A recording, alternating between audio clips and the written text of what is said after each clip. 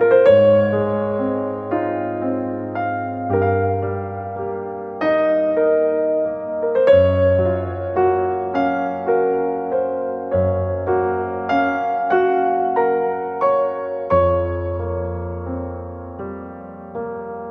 saudara sekalian, hari ini kita kembali belajar dan hari ini kita akan lanjutkan untuk pembelajaran kita terkait dengan pengantar kitab Perjanjian Lama.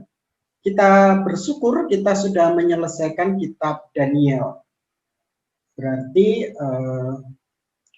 kitab Taurat, lalu sejarah, syair, dan kita masuk kitab nabi-nabi.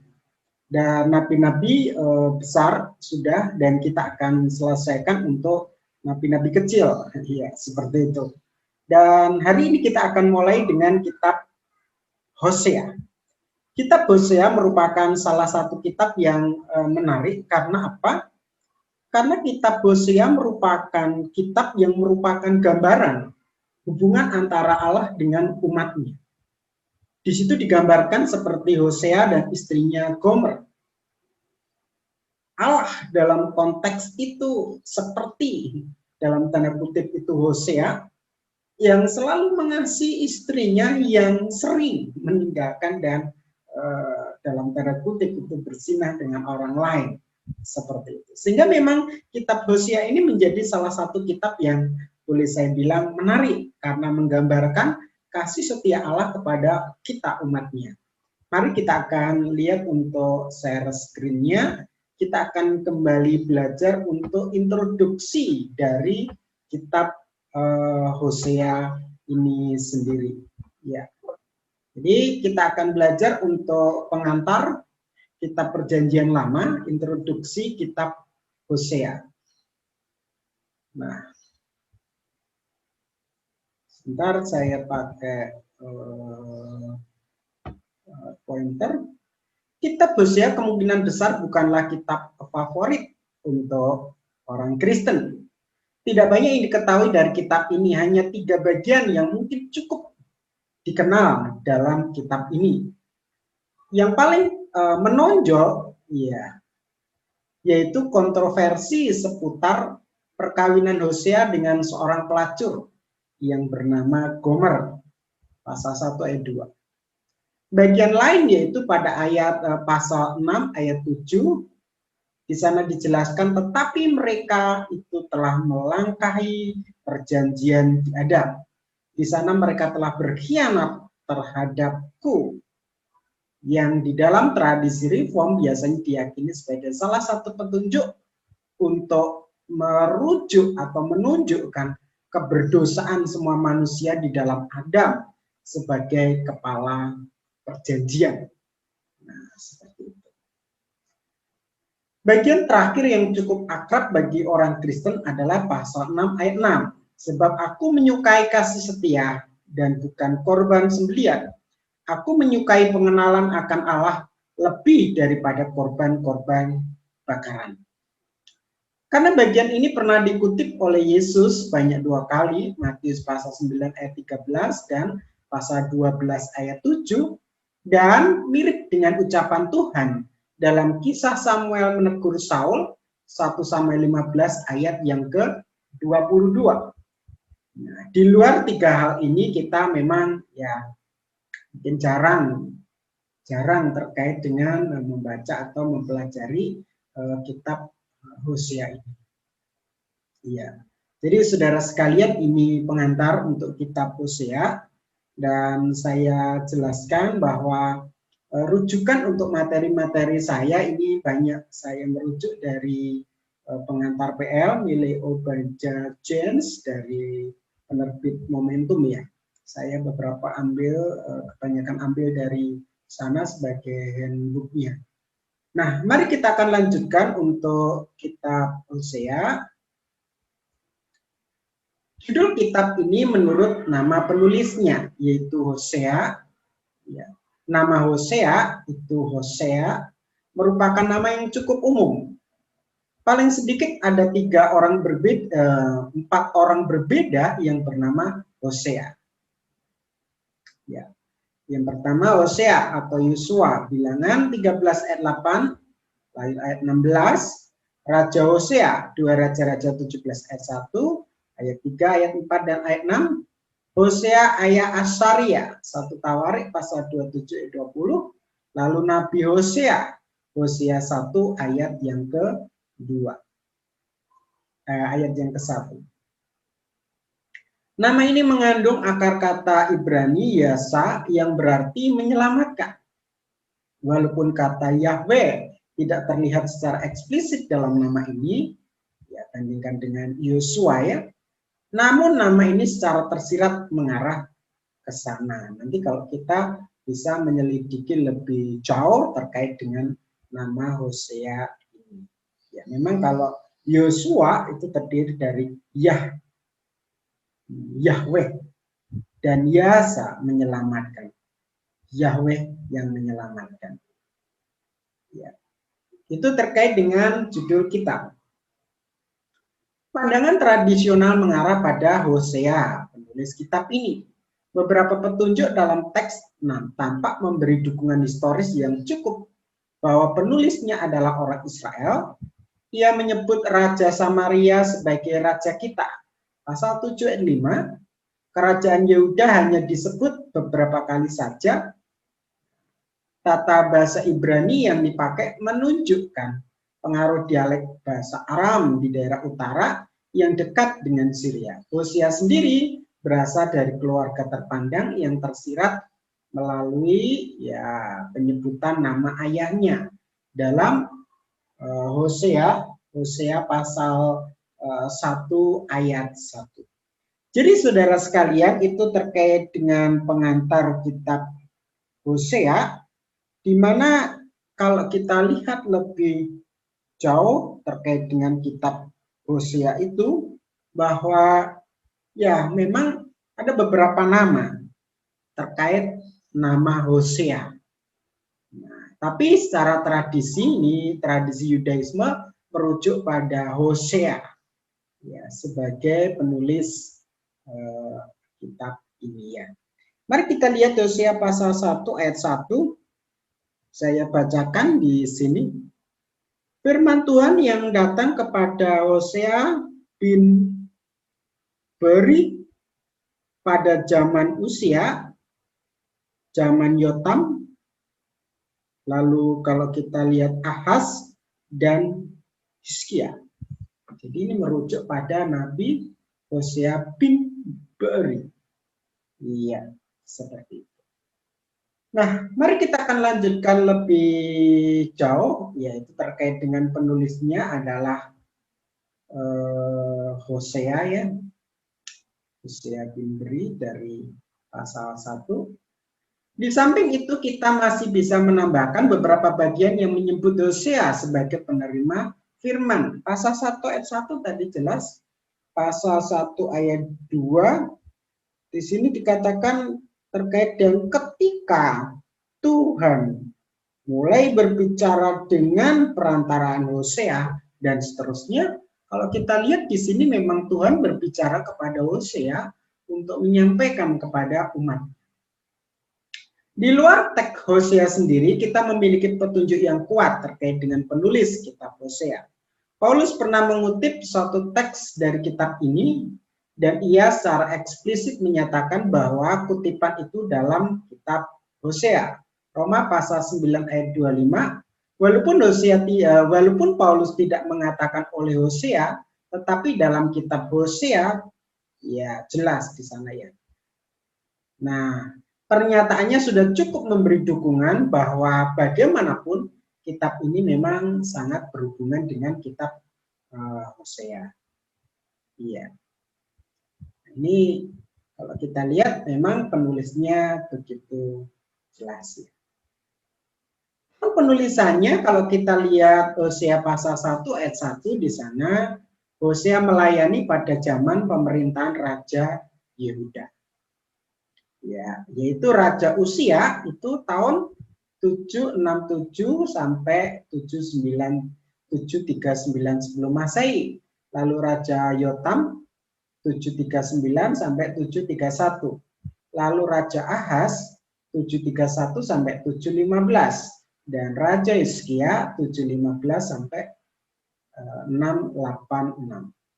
Serta pemerintahan Raja Yerobeam 782 sampai 752. Oleh karena itu secara umum ya kitab ini ditulis sekitar tahun ya perkiraan sekitar tahun-tahun yang ada di dalam bagian ini ya. Ini kan 782 paling tinggi ya. Lalu paling rendah di sini 568. Ya. Jadi tahun penulisannya ya waktu Hosea melayani dan dia menulis kitab. Latar belakang historis kalau kita lihat, nama Hosea atau Hosea merupakan nama yang memang cukup umum. Ya, tadi sudah saya jelaskan bahwa paling sedikit ada 4 orang yang berbeda yang bernama Hosea. Satu Yosua, Raja Hosea, lalu yang terakhir adalah Nabi Hosea. Ya. Secara umum sih sepertinya ini sudah saya bahas di atas tadi. Ya.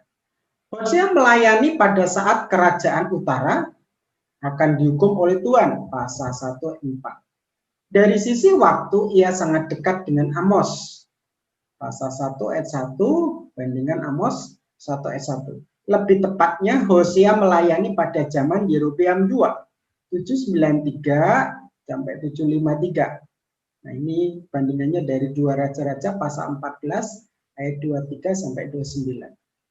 Pada masa itu kerajaan Israel berada pada puncak kekuasaan. Keadaan ini sangat berbeda dengan 2 periode sebelumnya. Pada zaman Yoahaz, keadaan Israel sangat mengenaskan.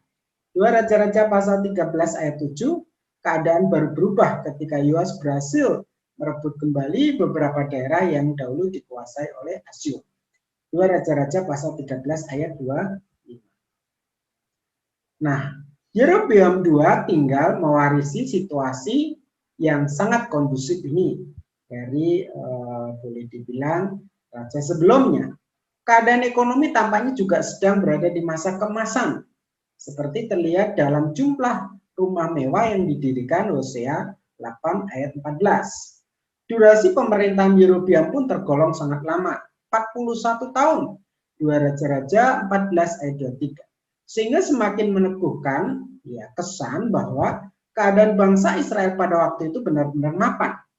Dalam keadaan seperti ini, Hosea di masa awal pelayanannya menghadapi tantangan yang berat. Ya. Di sini jelas sekali karena apa?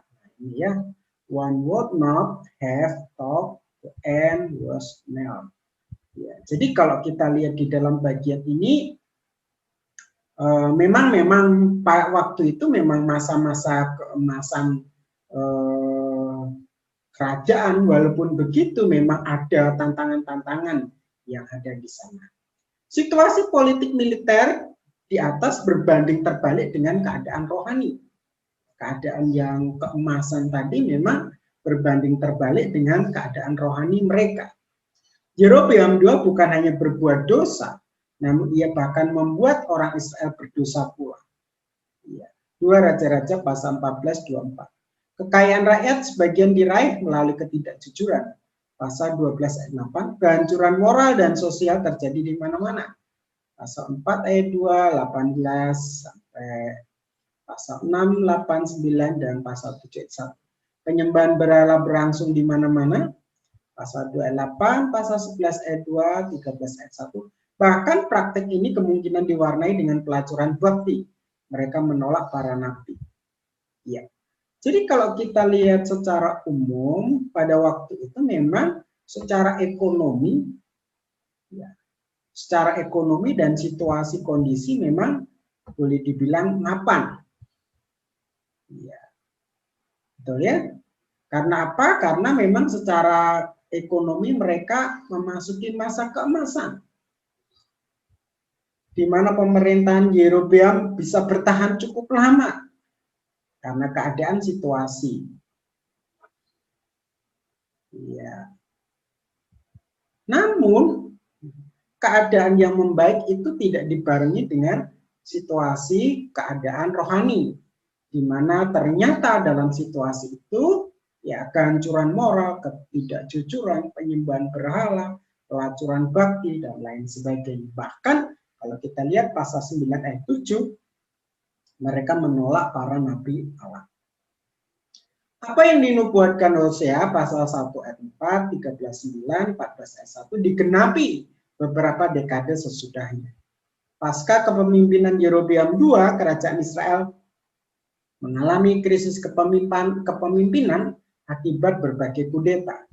Dinasti Yehu benar-benar berakhir dengan kematian Sakaria, 2 Raja-Raja 15:10-12. Beberapa raja harus sempat memerintah selama beberapa bulan sebelum akhirnya dibunuh oleh penerusnya. Keruntuhan total benar-benar terjadi ketika Raja Asyur menyerang Samaria dan menawan semua penduduknya. 2 Raja-Raja 17 ayat 1-6. Walaupun rujukan historis hanya diberikan di pasal 1 ayat 1 dan itu berkaitan dengan kerajaan atau Raja Yerobeam II, tetapi hampir semua teolog sepakat bahwa pelayanan Hosea tidak hanya terbatas pada satu masa pemerintahan saja. Mereka umumnya beranggapan bahwa Hosea melayani sekitar 25 tahun. Dugaan ini didasarkan pada kesesuaian beberapa teks dengan situasi historis pemerintahan raja tertentu setelah Yerobeam. Nah, jadi saudara sekalian, secara umum saya boleh jelaskan bahwa latar belakang historis memang Hosea melayani pada zaman itu ya ada beberapa raja, walaupun penekanan ada di Yerobeam II seperti itu. Di mana dalam kondisi secara ekonomi politik mapan, tetapi secara rohani terjadi ya kemerosotan di sana. Nah, disitulah akhirnya kita bisa menarik kesimpulan bahwa pada waktu itu orang Israel ya digambarkan seperti Gomer ya, yang bersimak, nyeleweng, kan begitu ya. Sama seperti orang Israel, di mana kalau kita lihat tadi, mereka hidup di dalam penyembahan berhala. Lalu kalau kita lihat ada dewa lain, ya. Nah, kalau kita lihat itu sungguh mengerikan ya. Di sini dikatakan ada kehancuran moral, penyembahan berhala, ya, praktek pelacuran bakti. Ini menggambarkan kondisi Israel yang boleh saya bilang tadi menyimpang dari Tuhan. Mari kita akan lihat selanjutnya keunikan kitab Hosea. Keunikan kitab Hosea dibanding kitab lain, yang pertama, kitab ini merupakan tulisan seorang nabi yang melayani di daerah utara. Oleh karena Yerobeam II tadi ya, ini merupakan fenomena yang cukup menarik karena Hosea kemungkinan besar adalah satu-satunya nabi Allah yang diutus untuk melayani bangsa Israel. Tetapi tulisannya dipelihara oleh orang-orang dari daerah selatan. Diutus ke utara, tetapi ya tulisannya dipelihara oleh orang Yehuda selatannya. Keunikan ini bahkan dijadikan dasar oleh sebagian teolog untuk menduga bahwa kitab Hosea dipenuhi dengan modifikasi dari pihak bangsa Yehuda untuk menunjukkan superioritas bangsa Yehuda atas bangsa Israel utara. Yang kedua, kitab Hosea ini memuat pesan simbolis yang sangat kontroversial melalui perkawinannya dengan seorang pelacur. Pasal 2 ayat 2 dan pasal 3 ayat 1. Pesan simbolis ini sendiri sebenarnya bukan sesuatu yang baru dalam pelayanan para nabi. Yesaya pernah diperintahkan Tuhan untuk telanjang dan berjalan tanpa kasut selama 3 tahun. Pasal 20 ayat 1-6. Ini kitab Yesaya. Begitu pula Yeremia yang menyembunyikan ikat pinggang di bawah sungai Efrat sehingga lapuk. Pasal 13:1-11. Atau dilarang untuk menikah. Pasal 16 ayat 2. Tindakan simbolis yang dilakukan Hosea menjadi terlihat begitu menyolok dan menjadi pusat perdebatan karena kontroversi yang ditimbulkannya. Kitab Hosea ditulis untuk mendemonstrasikan betapa besar, ini terkait dengan temanya ya. Kitab Hosea ditulis untuk mendemonstrasikan betapa besar dan tak putus-putusnya kasih setia Allah bagi orang Israel, umat pilihannya yang terus-menerus menyeleweng dengan ilah-ilah lain. Melalui pengalaman pernikahan Hosea, kitab ini menunjukkan betapa Allah yang penuh kasih setia senantiasa rindu memberkati umatnya dengan menyediakan segala sesuatu yang mereka perlukan. Demi mempertahankan tujuan tersebut, tema Hosea merupakan saksi kuat melawan kerajaan utara. Karena kerajaan ini telah tidak setia terhadap kovenan mereka dengan Allah. Sebagaimana tercatat dalam kitab ini dengan membeberkan rusaknya moral istrinya. Ya, gambarannya ya, seperti itu. Bersama itu pula sang nabi menghimbau agar bangsanya bertobat dan kembali dengan hati remuk kepada Allah mereka yang panjang sabar. Hal ini dinyatakan dari sudut pandang kasih Yahweh Allah kepada Israel sebagaimana anak-anak sayangannya seperti istri covenant. Jadi kalau kita lihat ini menggambarkan begitu luar biasanya kasih Allah kepada orang Israel. Digambarkan seperti Hosea. Bagaimana Gomer ini, istrinya ini menyeleweng, bersundal, diampuni, bersundal lagi, diampuni, bersundal lagi. Nah, orang Israel juga begitu. Tuhan mengampuni dan mereka hidup dalam persinahan rohani lagi. Diampuni, hidup dalam persinahan rohani lagi. Garis besar, pendahuluan. Pernikahan Hosea. Keadaan keluarga Nabi, pernikahan Hosea, ketidaksetiaan Israel, anak-anak Hosea, penghakiman Israel, dan masa depan Israel, pemulihan Israel. Pemulihan melalui penghukuman, hukuman Tuhan atas Israel, pemulihan Tuhan atas Israel, dan pemulihan pernikahan Hosea. Perintah ilahi, respon ketaatan Hosea, dan keterangan mujizat. Bagian 2, pemberitaan Hosea, acungan tangan Tuhan atas Israel, menyingkap pelanggaran Israel, menyerukan penghakiman Israel, menubuatkan pemulihan Israel. Lalu yang kedua, perlawanan Tuhan atas Israel, kesalahan dan penghukuman Israel, kasih setia dan belas kasihan Tuhan. Lalu yang C, penanganan Tuhan melalui Israel, pendakwaan dan penuntutan. Ya. Jadi saudara sekalian, itu yang saya bisa sampaikan untuk hari ini terkait dengan introduksi. Ada bagian-bagian yang belum saya bahas. Nanti ada video lain yang akan membahas masih terkait introduksi. Karena ada bagian-bagian misalnya tentang ciri khas, tujuan, dan beberapa belum saya masukkan di video ini. Nanti ada video lain yang akan part 2 yang akan membahas masih introduksi kitab Hosea. Ya, saya rasa ini yang bisa saya sampaikan. Tuhan Yesus memberkati kita semua.